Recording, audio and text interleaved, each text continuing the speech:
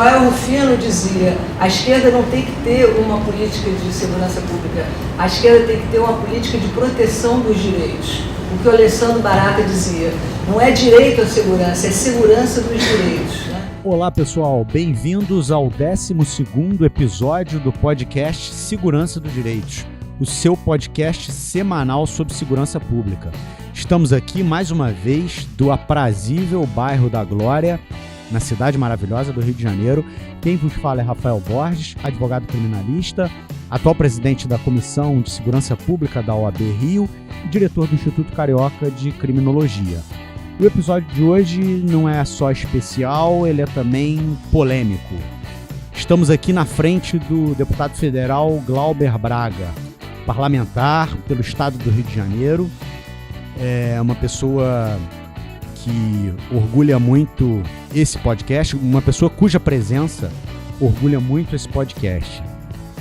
Embora a presença de um parlamentar aqui nessa bancada ela abra espaço para a gente falar sobre praticamente todo o cenário político nacional, a gente vai tentar aqui nesse episódio focar nas questões relativas à política criminal e à segurança pública.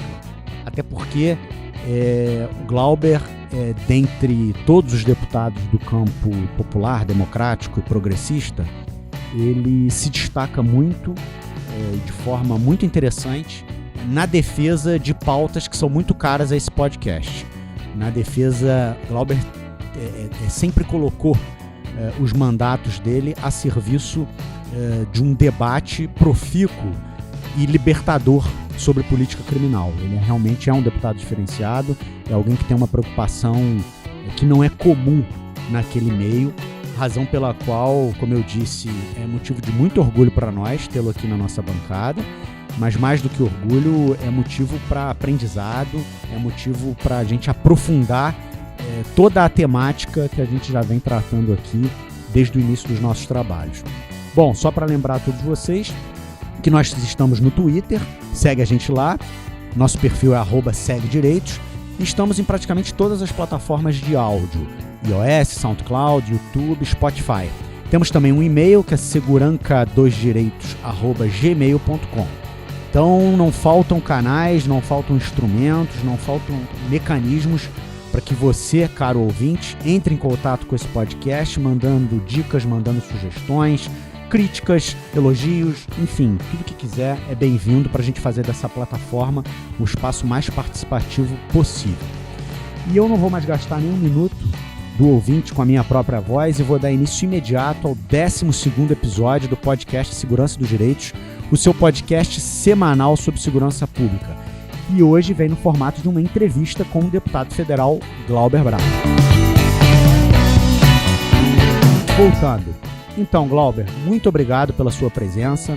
Queria te passar a palavra para você se apresentar, se é que isso é necessário, para a nossa audiência qualificada e para a gente dar início no nosso episódio de hoje. Rafael, eu que te agradeço por essa oportunidade de estar aqui dialogando contigo nessa ferramenta imprescindível, ainda mais no momento histórico que a gente está vivenciando no Brasil. Eu sou Glauber Braga, estou no exercício do mandato de deputado federal pelo PSOL no estado do Rio de Janeiro, sou um animal político, já estou no exercício do 4º mandato, quando assumi pela primeira vez foi como suplente, durante muitos anos da minha vida fui filiado ao PSB. Se você entrar na minha sala em Brasília vai estar lá a foto de Miguel Arraes. E depois, no ano de 2015, me filiei ao PSOL, sou da Comissão de Educação da Câmara e da Comissão de Relações Exteriores, numa breve apresentação. Glauber, a gente teve aqui no nosso último episódio a presença do professor e magistrado também, André Nicoliti. E o André nos falou muito sobre a diferença entre o sistema acusatório e o sistema inquisitivo. O André, de forma muito didática, né, o que lhe é peculiar, tentou explicar para o nosso ouvinte, quer dizer, qual é a função de um juiz criminal no Estado Democrático de Direito, como que ele se comporta, a equidistância que ele tem que se manter das partes e o desenho do processo penal que foi estabelecido pela Constituição da República de 88. O André explorou isso para a gente muito bem. Agora, você, recentemente, na Câmara dos Deputados, ficou ainda mais notabilizado por ter se referido ao ex-juiz e hoje ministro da Justiça, Sérgio Moro, como juiz ladrão, né? Inclusive, isso foi, de certa forma, ali uma desculpa para que aquela audiência fosse encerrada, enfim, precocemente, né, digamos assim. Muita gente, né, enfim, que não acompanhou a sua fala, né, desde o início, né, marcou só a expressão Moro é um juiz ladrão, né? Eu queria que você explicasse um pouco aqui para a nossa audiência essa sua construção, quer dizer, o que você, de fato, qual era a mensagem que você queria passar para o Moro e para os seus eleitores e para a sociedade brasileira naquele momento? Rafael, primeiro contexto, né? A gente estava numa audiência onde Moro se esquivava, não respondia aos questionamentos, era irônico com os parlamentares que faziam questionamentos mais enfáticos, e eu fiz uma analogia com um jogo de futebol. Eu disse que imagine um árbitro de futebol que diz para o jogador aonde que ele tem que se colocar para não ser marcado um impedimento, que na hora do intervalo do jogo desce junto com a equipe para o vestiário e junto com o técnico instrui a equipe, que aquele mesmo árbitro de futebol marca um pênalti inexistente contra outra equipe de maneira premeditada. Popularmente, esse árbitro é chamado nos estádios de juiz ladrão. E o Moro se comportou dessa forma. Ele sempre se colocou ao lado da acusação, não estabelecendo paridade de armas para a defesa. Isso ficou ainda mais evidenciado com as mensagens que foram publicizadas pelo Intercept Brasil. E o Moro tenta dar um ar de normalidade àquilo que ele fez. O que ele fez foi escandaloso. E a gente precisa popularizar, as pessoas precisam conhecer o que foi realizado por Moro e o peso que isso teve de maneira negativa para a nossa democracia. Foi exatamente o que eu procurei fazer naquela audiência da Comissão de Constituição e Justiça, que me rendeu, inclusive, uma representação por parte do PSL no Conselho de Ética da Câmara dos Deputados, onde eles estão pedindo a cassação do meu mandato como deputado federal. Exato. Eu ia fazer exatamente essa pergunta, né? Quer dizer, esse episódio rendeu, não é propriamente ainda um processo de cassação, né? É uma inicial, né? Uma proposta para que esse processo se inicie.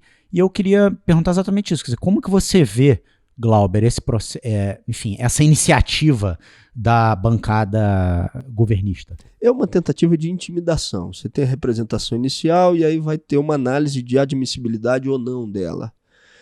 Eu não retiro uma palavra do que disse. Moro é um juiz ladrão. E vou utilizar todos os meios de prova no Conselho de Ética para demonstrar isso. Inclusive as 8 testemunhas a que tenho direito. O que eles estão tentando é desfocar aquela que é a questão relevante de toda essa história, que é o comportamento de Moro, que além de ter sido juiz parcial, e por isso a gente repete, juiz ladrão, fazendo uma analogia com o jogo de futebol, ele se estabeleceu também como um instrumento de implementação, depois se você quiser a gente pode dialogar mais sobre isso, de implementação de uma política econômica no Brasil. É fundamental que a gente consiga discutir isso.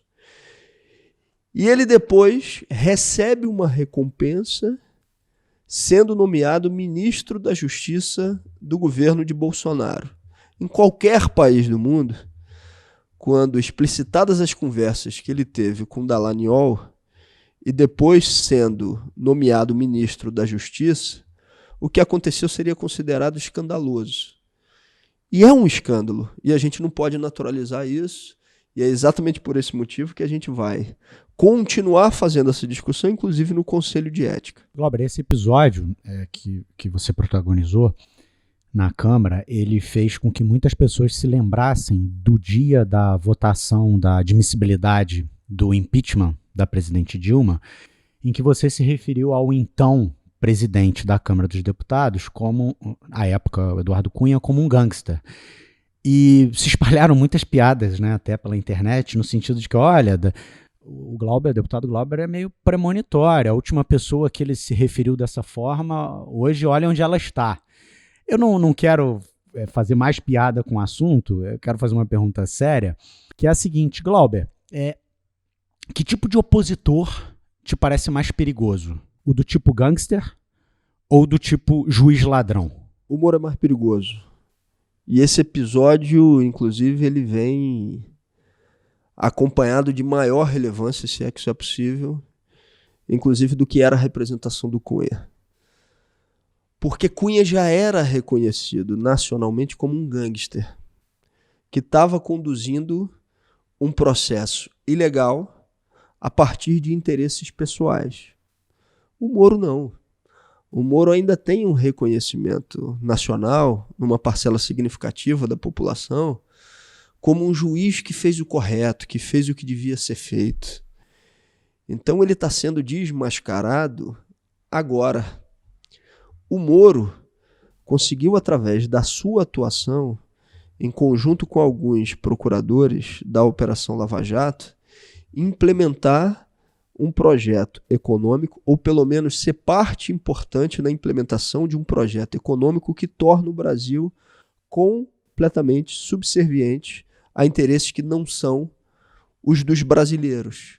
E boa parte das pessoas ainda não se deram conta disso. É isso que eu queria te perguntar. O que o Moro tem a ver com a agenda econômica do governo Bolsonaro? Tem tudo a ver, ou seja, do ponto de vista internacional, se estabeleceu um novo padrão para a implementação de programas ultraliberais, onde você tem, inclusive, a subordinação da agenda nacional a uma disputa internacional relevante. Hoje, no mundo, você tem o governo de Donald Trump tentando ampliar sua influência, principalmente econômica, sobre a Europa e sobre a América Latina, e disputando espaço com uma potência ascendente, que é a China. E, para isso, o Brasil tem um papel fundamental na relação com os outros países do continente e principalmente da América do Sul. Antigamente você movimentava tanque e tropa para conseguir fazer com que interesses pudessem estar prevalecendo. Hoje você não precisa mais fazer isso.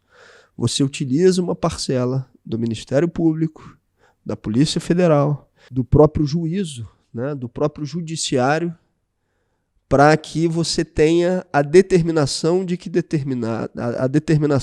que alguns elementos são a representação do que precisa ser exterminado da política, e você faz com que alguns setores econômicos sejam simplesmente exterminados. Vamos aqui para o Brasil, para um caso concreto. Eu estou agora lá na CPI do BNDES, na Câmara dos Deputados. É coincidência que no período em que a CPI faz o seu exame sobre as ilegalidades que teriam sido cometidas, segundo os seus principais algozes pelo BNDES, o Brasil tenha dobrado no mercado internacional a sua participação nos serviços de engenharia e os Estados Unidos tenha diminuído, nesse conjunto de 10 anos, 10% da sua participação no mercado internacional nos mesmos serviços de engenharia, é também uma surpresa ou é algo que não possa estar sendo discutido, que você tem um conjunto relevante de atores que passam, então, a explorar o mercado brasileiro também nesses serviços, com a saída de empresas nacionais que tinham um papel importante aqui, mas que também começavam a ampliar as suas atividades pelo mundo? Essas perguntas não podem deixar de ser feitas. E a gente não quer dizer com isso que aquele administrador, que aquele político, que aquele representante da empresa privada que tenha cometido atos ilícitos ou de corrupção, que ele pessoalmente não deva responder pelos seus atos. Mas o que você teve foram setores inteiros dizimados exatamente em nome do estabelecimento de uma política econômica ultraliberal. Parcela do Ministério Público e do Judiciário conscientemente ou não, foram utilizados para que esses objetivos pudessem estar sendo colocados em prática. No caso de Moro, especificamente, eu não acho que foi de maneira inconsciente ou de maneira lateral. No passado eu achava isso. Eu achava que ele tinha sido utilizado para que esse fim pudesse estar sendo colocado em prática. Hoje, com os contatos que estabeleceu com o Departamento de Estado norte-americano, com as visitas frequentes que faz ao governo de Donald Trump, aos Estados Unidos da América, e com os diálogos que já surgiram, onde em determinado momento Dallagnol diz que sobre esse ou aquele tema eles tinham que conversar com os americanos, eu já não acho que ele foi utilizado para esse fim. Acho que ele era parte importante e consciente de uma estratégia internacional de subordinação do Brasil para um programa ultraliberal que pudesse, inclusive, ter na entrega do patrimônio brasileiro a sua caracterização. O Glauber, a defesa, né, que o ministro da Justiça e juiz Sérgio Moro ainda recebe, ela parte de uma premissa consequencialista. Né? Todo mundo que... As pessoas que ainda levantam a voz para elaborar uma defesa, né? Claro que eu estou excluindo dessa minha análise, enfim, as pessoas, digamos, que têm um compromisso político basilar, que têm um compromisso político essencial com esse projeto. Eu estou excluindo da minha análise essas pessoas. Eu estou me referindo às pessoas que na rua ainda fazem uma defesa do ministro Sérgio Moro. Elas partem de uma premissa consequencialista, no sentido de dizer, olha, isso tudo era muito importante, ter feito isso era muito importante para alcançar o fim almejado, né, o fim desejado naquele momento, que era o combate à corrupção. Né? Eu queria que você comentasse um pouco, e assim, eu entendo a tua metáfora futebolística, ela vem muito de encontro a essa necessidade de falar de forma didática, né? Mas eu queria, o que a gente pode ainda dizer para essas pessoas que se alimentam dessa premissa consequencialista, na linha de que os fins justificam os meios, para dizer que o que aconteceu não foi nada demais? Eu vou responder também de maneira consequencialista, não vou responder de forma principista, não. Esse tipo de política fez com que o desenvolvimento soberano do Brasil pudesse ser comprometido de morte, levando a milhões de desempregados e fazendo com que a indústria nacional, em determinados ramos, fosse completamente comprometida no seu desenvolvimento. Esse tipo de política e de ação está levando à ampliação de moradores nas ruas do Rio de Janeiro. Esse tipo de política e ação está levando necessariamente a que pessoas que poderiam estar hoje empregadas, vivendo com as suas famílias, não tenham qualquer perspectiva de futuro e de desenvolvimento para o nosso país. Porque senão, você diz o seguinte, não, para combater a corrupção, você faz com que o Brasil deixe de existir como nação soberana. Esse é sempre um argumento que pode ser utilizado para fazer qualquer tipo de coisa. Como princípio, o que Moro fez é um absurdo. Como consequência das ações da Lava Jato, de Moro, Dallagnol e companhia, a gente tem a implementação de um programa onde o último interesse que está prevalecendo é o do Brasil. E é curioso, né, Glauber? Porque assim, esse tipo de operação, esse tipo de iniciativa estatal, digamos assim, de combate à corrupção, ele não é propriamente inédito. Né? Outros países experimentaram coisas parecidas, né? Teve na Itália, você teve na Alemanha, enfim, você teve em outros países experiências parecidas com essa. Agora, nunca houve um ataque tão deliberado às empresas nacionais desses países, né? Quer dizer, eu tô fazendo essa análise numa perspectiva do capitalista mesmo, né? Eu não quero aqui fazer uma pregação ideológica, né, socialista ou coisa parecida. Mas do ponto de vista do capital, quer dizer, em que medida interessa ao capital privado nacional o tamanho desmonte da indústria privada nacional. Quer dizer, aconteceram apurações semelhantes na Alemanha, por exemplo, e as empresas sobreviveram, né?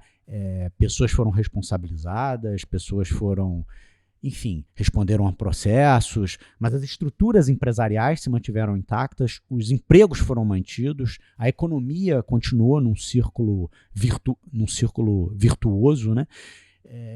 Mas me parece que isso não se repetiu dessa forma no Brasil, né? Aqui, como você fala, né, a agenda econômica ela ficou o tempo todo embrenhada junto da agenda, digamos, judicial, da agenda policialesca, né? E essas agendas juntas é que produziram esse estado de coisas que a gente experimenta hoje, né?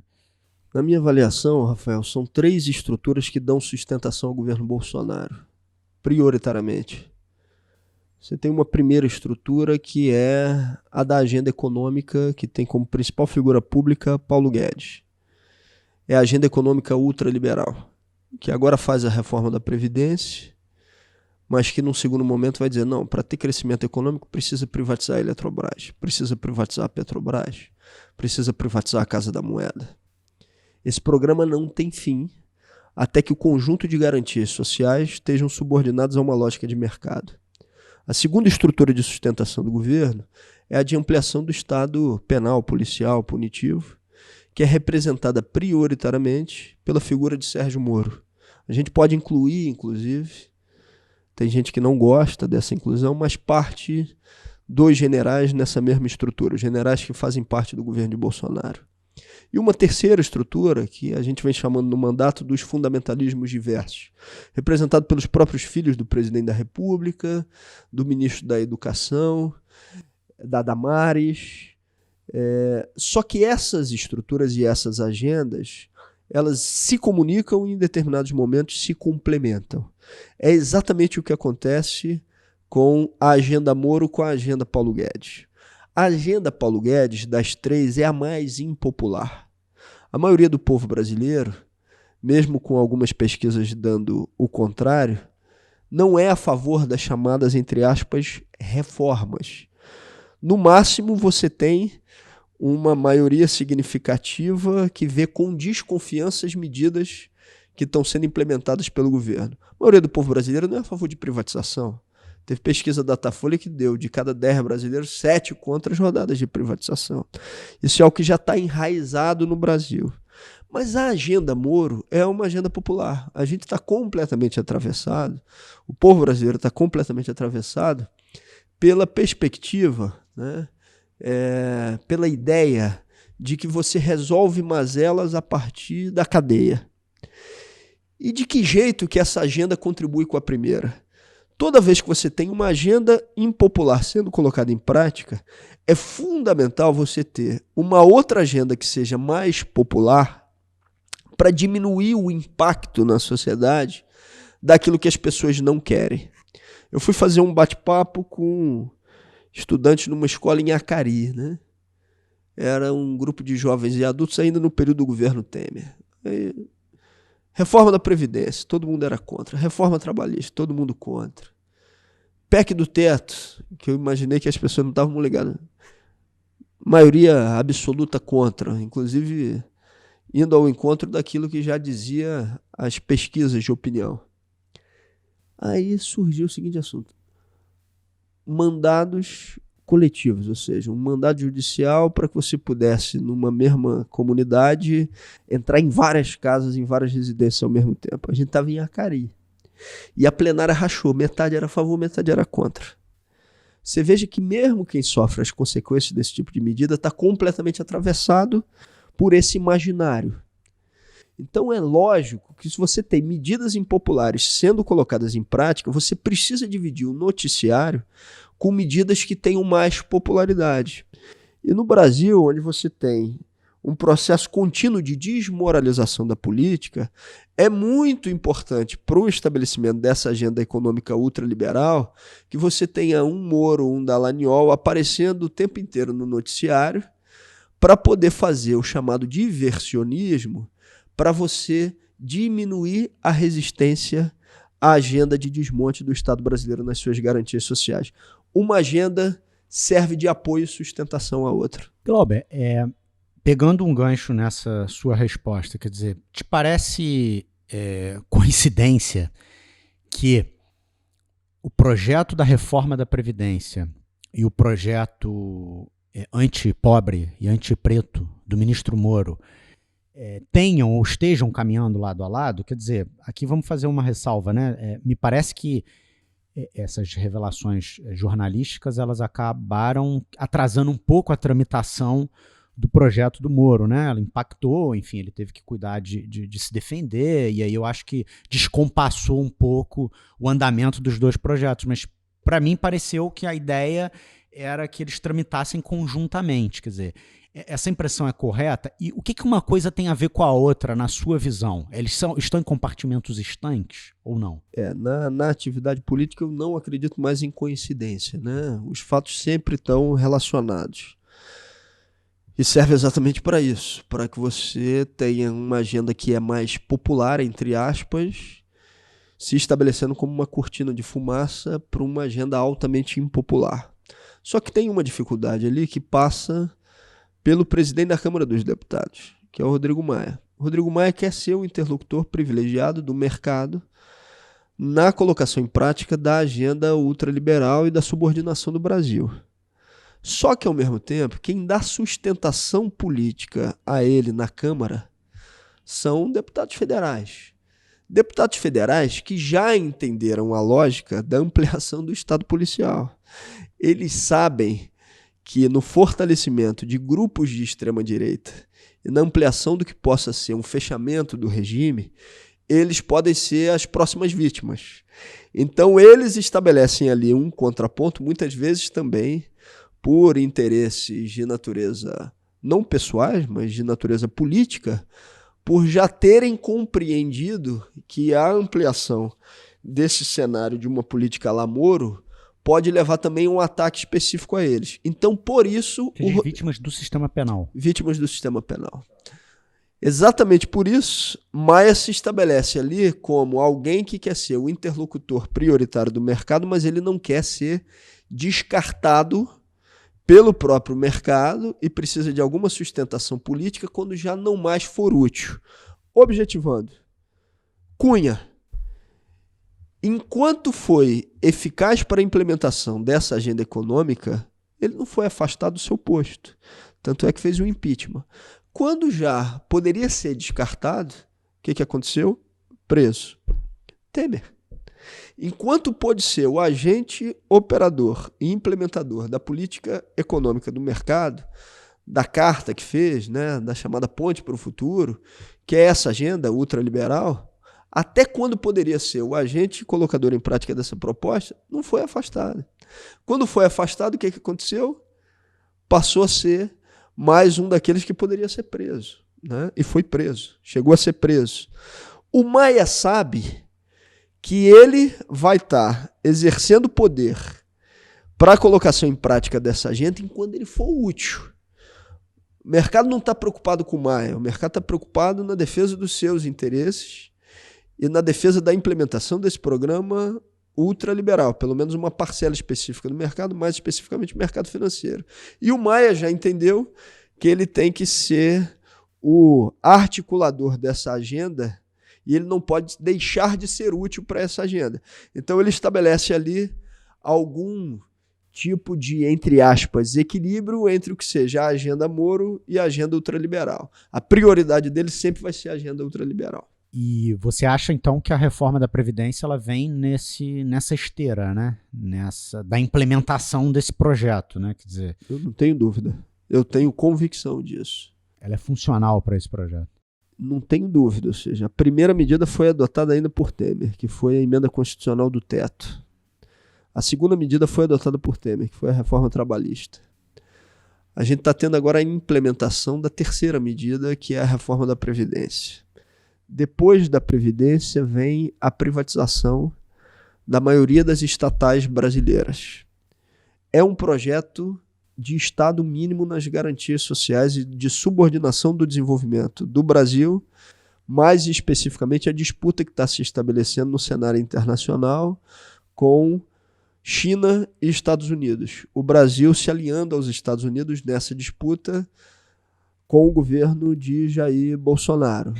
Então esse jogo não acaba. E a verdade é que eles não escondem mais isso. Você pega uma entrevista que o Gustavo Franco, que foi presidente do Banco Central no governo de Fernando Henrique, deu ao Estado de São Paulo, à Folha, ele diz isso, né? Ele diz, olha, tem que aproveitar enquanto as resistências estão baixas para implementar o nosso programa. Qual é o programa dele? É um programa de Estado mínimo. Então, esse é o jogo. É o estado de garantias mínimo. Né? Estado de garantias.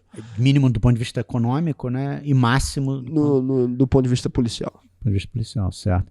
Glauber, bom, eu sei que você é bacharel em Direito e tem muita leitura e muita compreensão sobre, enfim, criminologia crítica, política criminal, enfim, a gente acompanha bastante os teus pronunciamentos nesse sentido. E sei também que você tem muita clareza de que o sistema penal está a serviço de um projeto econômico. Claro. Né? Eu sei que você faz a leitura correta, né, do nosso ponto de vista disso. Sei também que isso não é exatamente uma unanimidade entre os parlamentares do campo popular democrático. Né? A gente, infelizmente, ainda tem muito parlamentar que se reivindica de esquerda acionando dispositivos do sistema penal, ainda que aqui e acolá, na perspectiva de implementar ou de fazer valer uma política pública específica, né? Quer dizer, achando que o sistema penal pode ser aliado de um projeto libertador. Né? Eu sei que você tem clareza de que isso não funciona, né? Tanto que você, enfim, fez até já fez um pronunciamento crítico quanto à prisão do Temer, né? Quando ela, em que pese ele fosse um adversário político, né? Você viu naquele ato de força um excesso, né? Eu queria saber de você o seguinte, Glauber, você tem alguma espécie de filiação ideológica, digamos assim, em matéria de política criminal? Quer dizer, você se reivindica um garantista, um abolicionista, você está fora desses rótulos? Como é que você se coloca, né, nesse... Eu sei que você é um crítico do sistema penal, não tenho nenhuma dúvida disso, os seus posicionamentos deixam muito claros, mas você se reivindica alguma filiação específica, vamos dizer assim? Rafael, antes de qualquer coisa, eu sou um socialista, né? E como socialista, se eu não tiver a compreensão do papel que joga o sistema penal numa sociedade de classes, eu vou estar perdendo o bonde da história, eu não vou estar tendo a compreensão real do que acontece. Agora, no atual momento histórico que a gente está vivendo no Brasil, minimamente o que a gente tem que buscar, quando você tem uma tentativa de fechamento do regime, é que garantias processuais, que garantias daqueles que estão no sistema acusatório possam ser preservadas. Então, claro, eu sou um garantista também, né? Isso eu acho que é o que nos resta no atual momento histórico brasileiro, né? A prisão, ou seja, e o instrumento utilizado como possibilidade de redenção ou de recuperação ou de ressocialização, entre aspas, eu já não acredito nele há bastante tempo. Eu sou um seguidor de Rafael Borges e companhia, né? Da turma que tem feito um trabalho fundamental em conseguir ter uma análise, uma verificação dos fatos históricos de maneira mais aprofundada, né? Mas ainda assim, quando uma prisão acontece e que você que está nos ouvindo nesse momento ache que ela possa ser necessária, ela nunca precisa ser comemorada, ela nunca precisa ser celebrada, né? Isso eu acho que é uma tarefa que cabe, inclusive, refletir muito com a esquerda brasileira e com o campo progressista. Isso não quer dizer que em determinados momentos você não possa mostrar que o judiciário e que o Ministério Público está em contradição. Exemplo, uma decisão em que o judiciário brasileiro ele teve uma posição contrária a um parlamentar ou um partido de esquerda. Entrar com uma representação no Ministério Público, mostrando que ele vai ter uma decisão completamente diferente no caso de um parlamentar ou um partido de direita, isso pode ser importante para a luta política para demonstrar essas contradições, mas não pode ser motivo de ilusão para eu botar as minhas fichas nem no Ministério Público, nem no Judiciário, como se ele não atendesse também a interesses de classe. Legal. Essa sua resposta me fez lembrar um episódio, uma vez que o professor Salo de Carvalho, professor importante, uma figura intelectual importante do nosso campo, fizeram uma pergunta muito parecida para ele uma vez. Ele falou, olha, eu sou um abolicionista utópico e um garantista tópico, né? Ou seja, o garantismo ele é importante como instrumental, né, para a gente conduzir o processo político da forma como ele está colocado, enfim, com todas essas barreiras. O capitalismo de forma quase que absolutamente hegemônica, né, se colocando em todas as fases aí desse processo, mas então um horizonte abolicionista, né, no sentido de... Acho que você coloca muito bem, essa premissa da descrença na pena privativa de liberdade, ela é fundamental para a construção de políticas públicas hoje, né? A descrença na pena privativa de liberdade, né? E é uma descrença empírica, não existe empirismo mais evidente do que esse, é o de que a pena privativa de liberdade não serve para nada, senão para produzir dor em quem está se submetendo a ela. Quer dizer, ela não tem nenhuma finalidade. Ela não ressocializa, ela não recupera o status quo ante da vítima, ela não opera mudanças fundamentais, a não ser na vida daquele indivíduo que está sofrendo aquela pena. Talvez como vingança, sim, né? Enfim, mas do ponto de vista prático, né, faz o que com isso, né? Enfim. Mas é muito interessante essa resposta, me fez lembrar. Glauber, alguma coisa ali no projeto do ministro Sérgio Moro te chamou a atenção de maneira especial, quer dizer, no sentido de alguma coisa ali que você acha que está escancaradamente a serviço desse projeto, alguma coisa que a gente tem que ter um olhar especial para evitar para aprofundar a discussão, aprofundar o debate, impedir que avance? O conjunto da obra, uma proposta encaminhada, sem fundamentação inicial, uma proposta que dobra a aposta em um modelo fracassado como se fosse algo novo, né? É isso que está ali, né? Ou seja, dobra a aposta no hiperencarceramento, dobra a aposta na ampliação do Estado policial. Essa é a proposta de Sérgio Moro, né?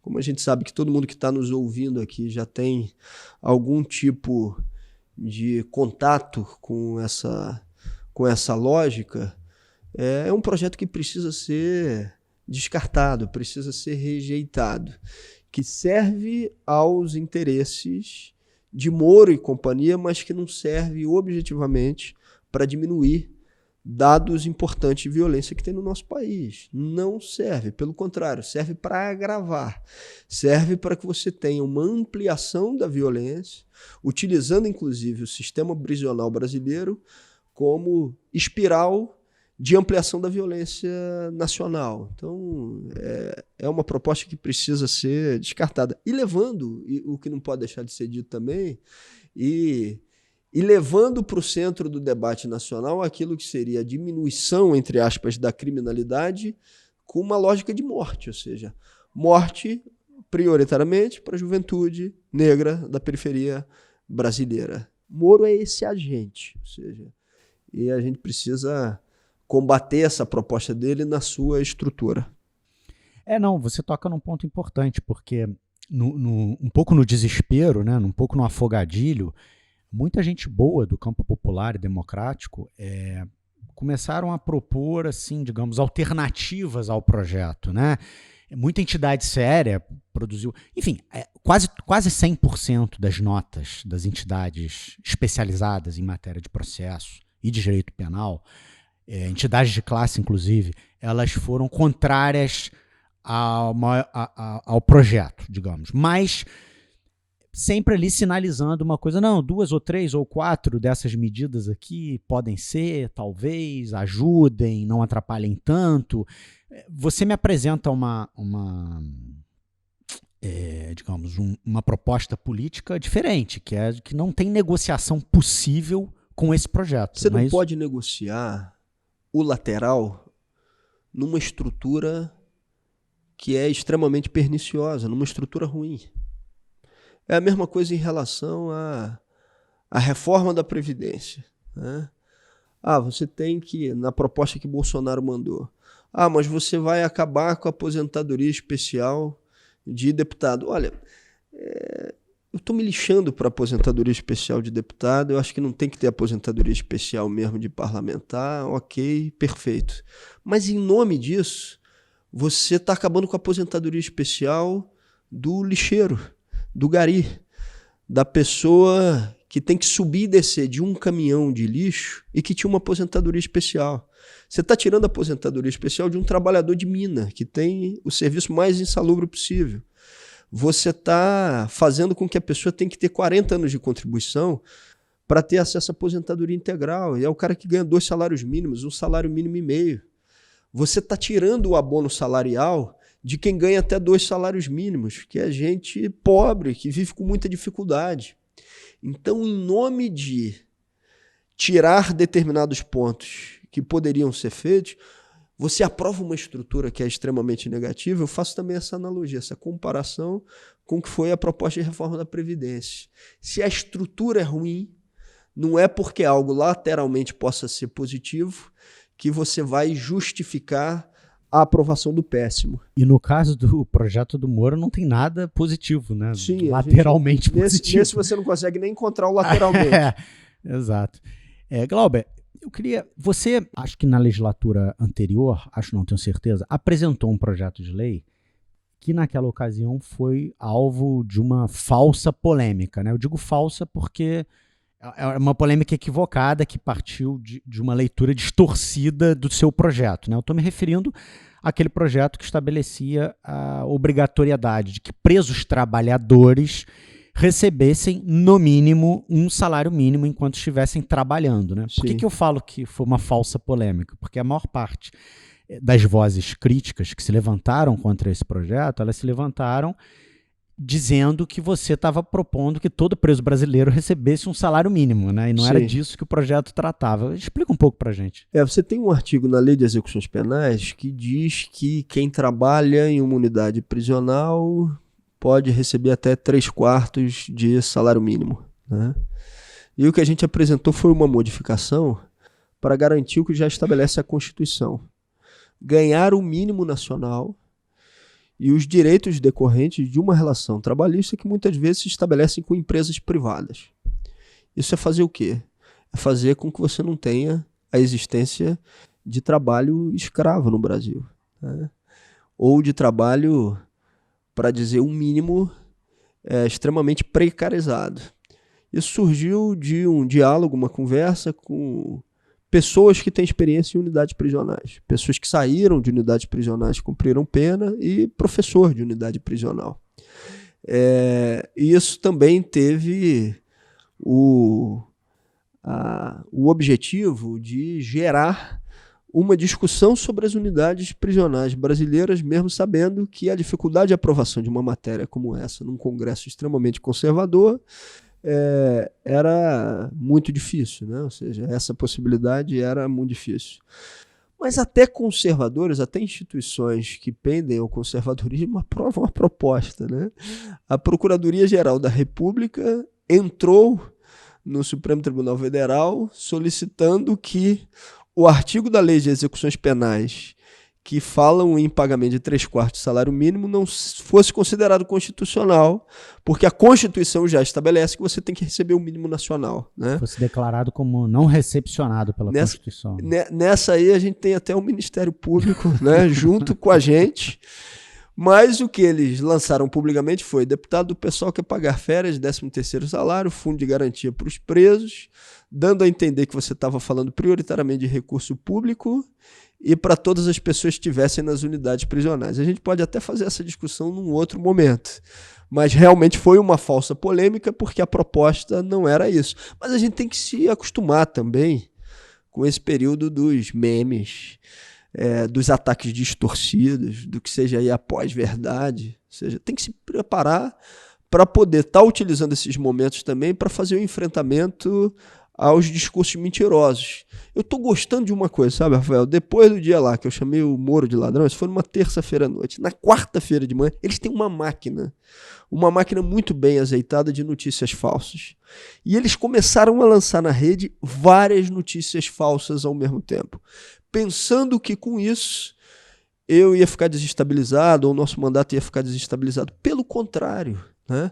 Essa foi a possibilidade para que a gente discutisse, inclusive, todos os temas que eles estavam colocando de maneira distorcida e fazendo o enfrentamento político, o enfrentamento público, né? Sem ir para a defensiva, continuando na ofensiva.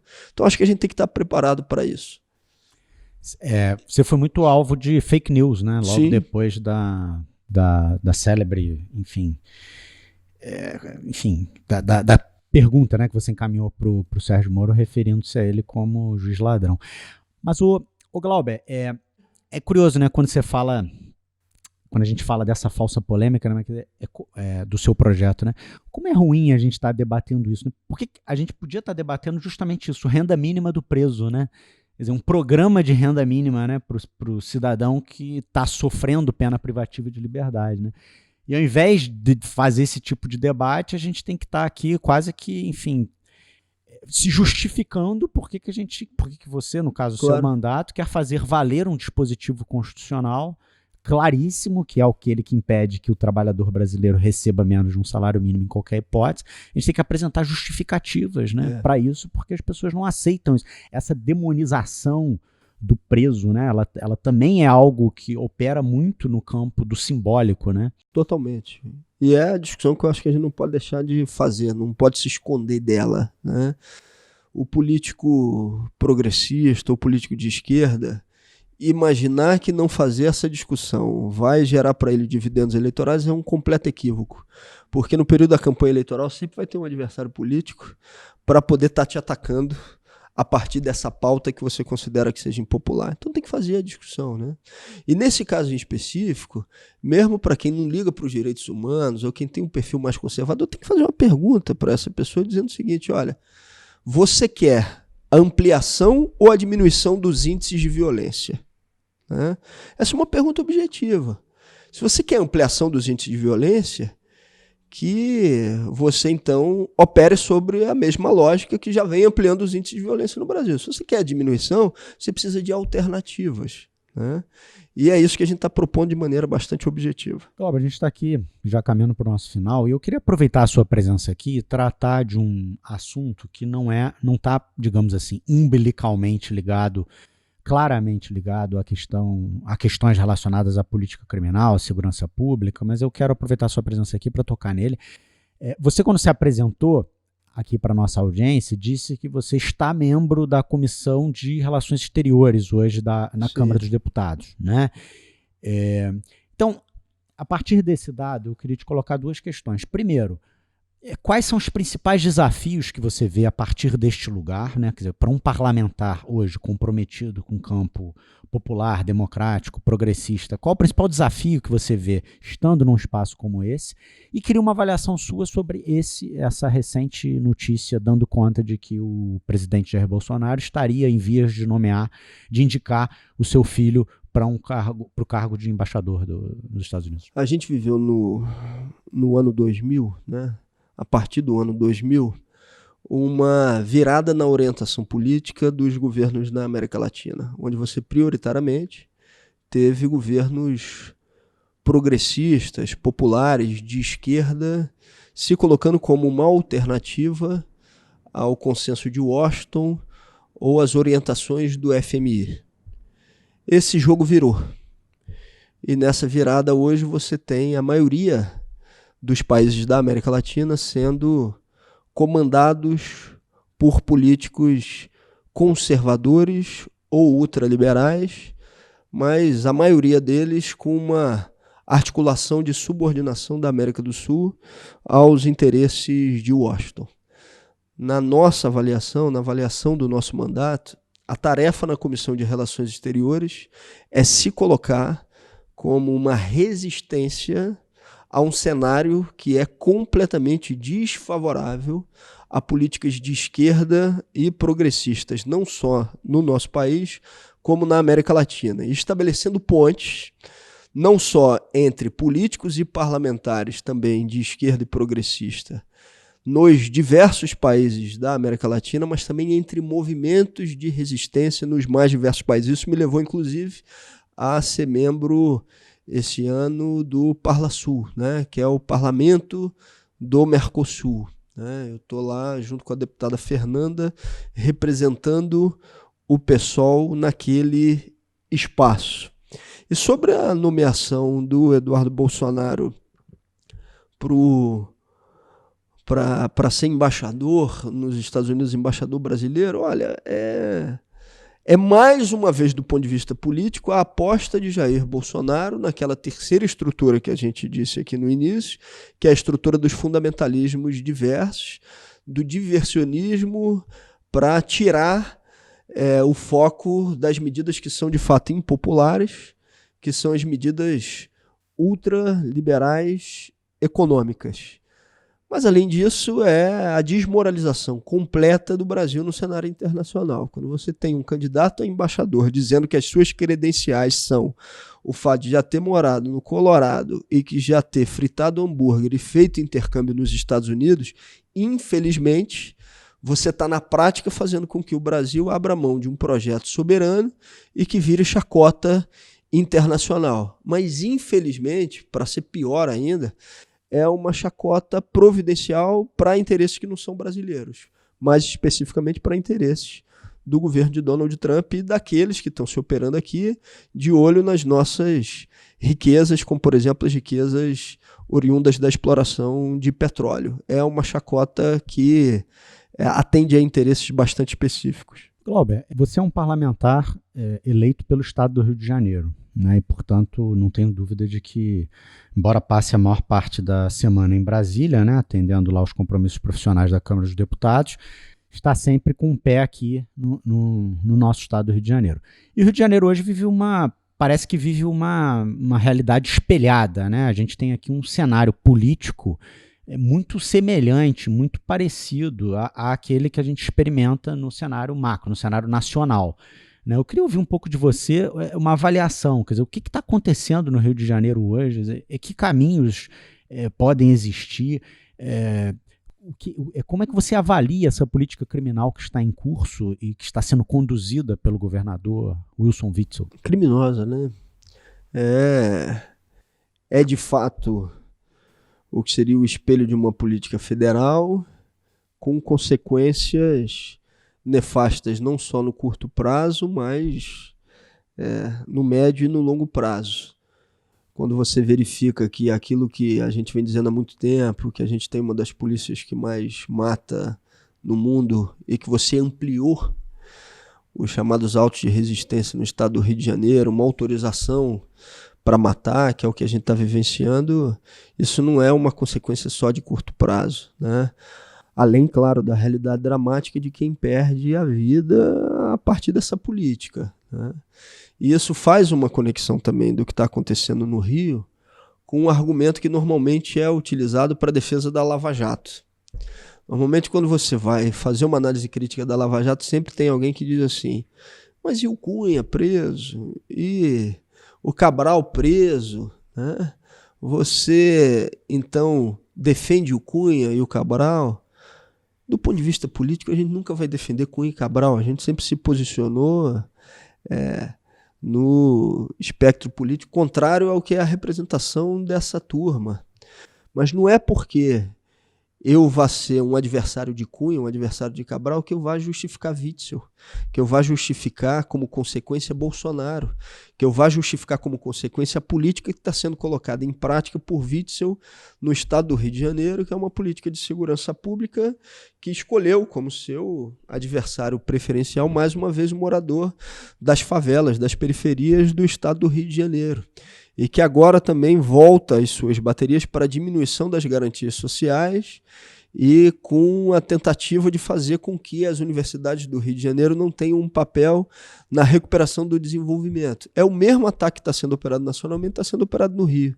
Eu não vejo outra possibilidade, Rafael, a não ser a reativação de uma articulação popular, Articulação popular essa que construa uma agenda alternativa para o estado do Rio de Janeiro, bebendo em fontes do passado, claro, sabendo que a realidade tem que ser verificada a partir do presente, do que está acontecendo agora, mas em ações que estão muito presentes ainda no imaginário do povo do estado do Rio de Janeiro, do que foi, por exemplo, o governo de Leonel Brizola.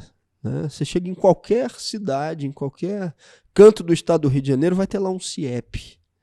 Se você pergunta para qualquer morador do Rio de Janeiro, eu faço isso sempre nas nossas rodas de conversa, qual foi o último governador do Rio, ou o último governo que estabeleceu a educação como prioridade? Todo mundo vai dizer Brizola. Depois você não tem uma ação que seja lembrada pelos moradores do estado do Rio de Janeiro.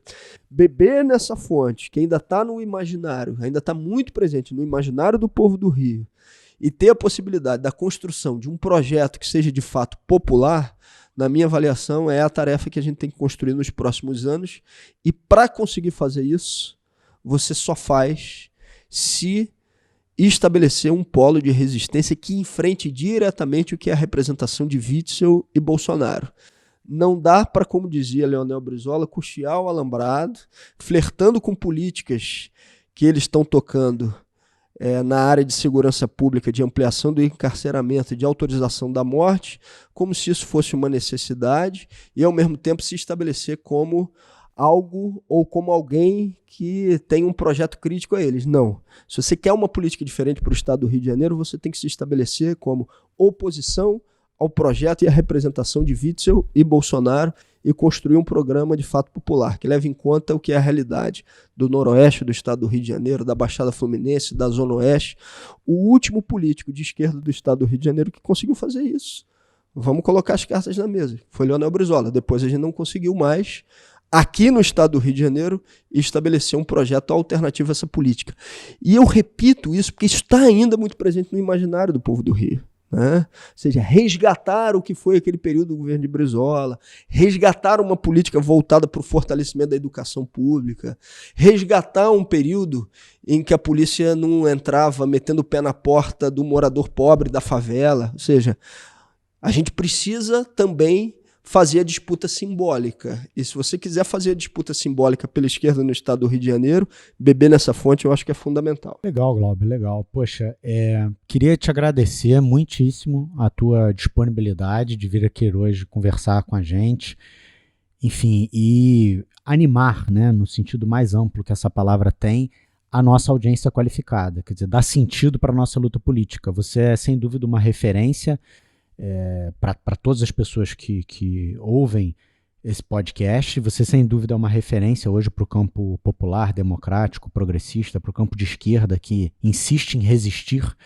E para nós é muito importante ter figuras como você no parlamento, apontando os erros, apontando os equívocos, mas também a todo momento indicando caminhos, indicando soluções, indicando propostas e dando sentido para a nossa luta política. Então, eu queria te agradecer muito a sua presença, agradecer muito a forma como você conduz o teu mandato e a tua militância.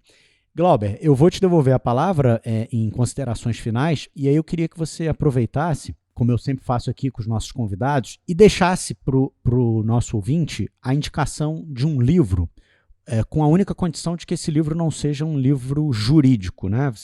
A ideia aqui é expandir os horizontes do saber, né? Enfim, tem alguns livros bons na área jurídica, são raros, mas eles existem. Mas a ideia aqui é tratar tentar ser interdisciplinar, tratar de outros saberes.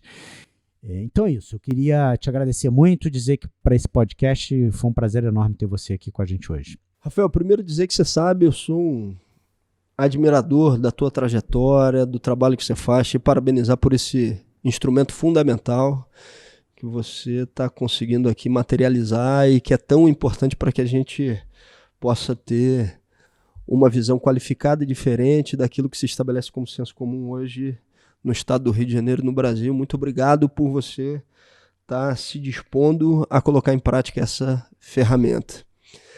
Sobre a indicação do livro, eu vou contar uma história rápida, pode ser? Claro, por favor.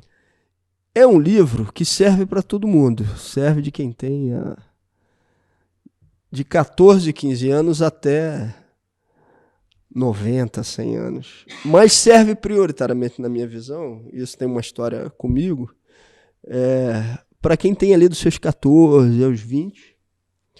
Quando eu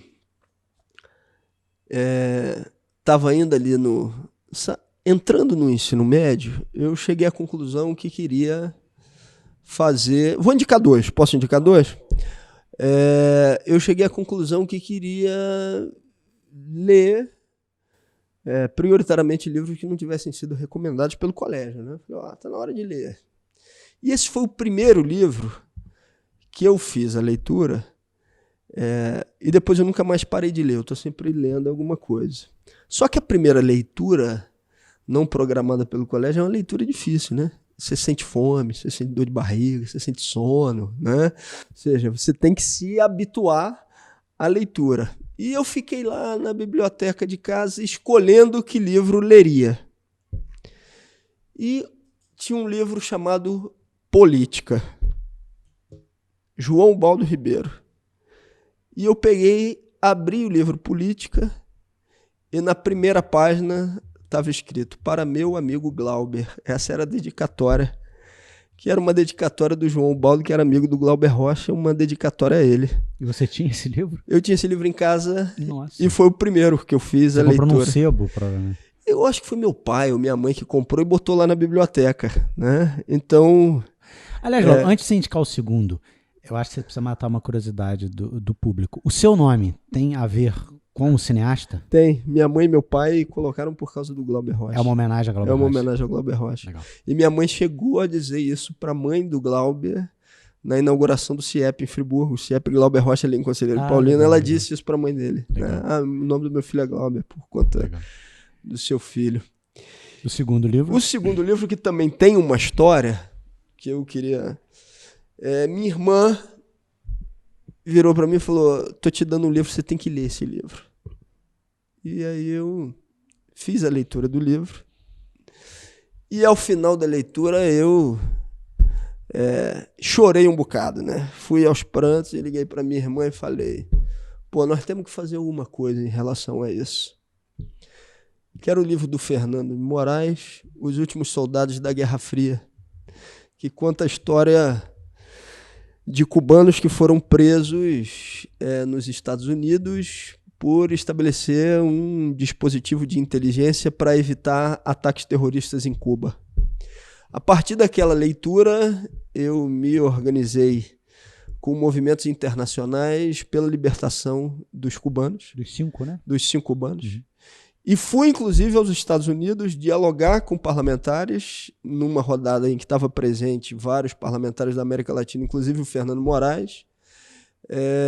Fomos dialogar com representantes do parlamento norte-americano, do Congresso dos Estados Unidos, pela libertação dos 5 cubanos, para que eles convencessem Obama para fazer isso.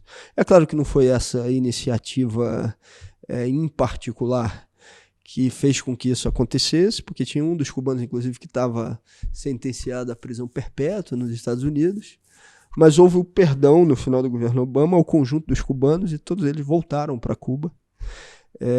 Essa foi uma história também interessante, e para quem não conhece, quem não leu o livro, vale a pena conhecer o que é a realidade daquela turma abnegada que fez o que era possível em condições completamente adversas para defender a ilha que estava sob ataque. Bom, pessoal, então estamos chegando aqui ao final do nosso 12º episódio do nosso podcast. Eu queria fazer aqui muito brevemente registros, né, da nossa audiência qualificada, que tem se manifestado de maneira sempre carinhosa pelos vários canais aqui que a gente oferece de comunicação, de manifestação.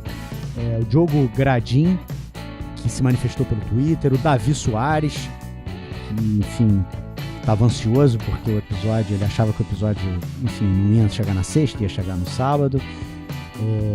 Queria agradecer também a Rafaela, que fez um post belíssimo, enfim, de certa forma ali ranqueando os podcasts que ela mais gostava e colocou o podcast Segurança dos Direitos como um deles. E fez uma definição do podcast muito bonita e muito fiel proposta, a nossa proposta. Queria agradecer também ao Felipe Silva, que também se manifestou carinhosamente lá no Twitter. E queria também fazer um agradecimento especial à nossa ouvinte, Luísa Ferrão, que mandou um e-mail também muito carinhoso pra gente e fazendo inclusive uma sugestão de pauta, né? Uma sugestão aqui para nossa bancada, no sentido de que a gente traga um episódio com discussão sobre a situação dos agentes penitenciários. Queria dizer para a Luísa que a proposta já está aceita e que a gente vai providenciar o mais rápido possível um programa que trate desse tema. Lembrando a todos vocês que nós estamos no Twitter, no perfil @segdireitos e em praticamente todas as plataformas de áudio, iOS, SoundCloud, no Spotify e também no YouTube. Temos um e-mail, seguranca2direitos@gmail.com, diversas ferramentas aí de comunicação com a nossa audiência. Então tá, pessoal, é isso. Ficamos por aqui. Até a próxima semana com o seu podcast Segurança dos Direitos. Um grande abraço. Tchau.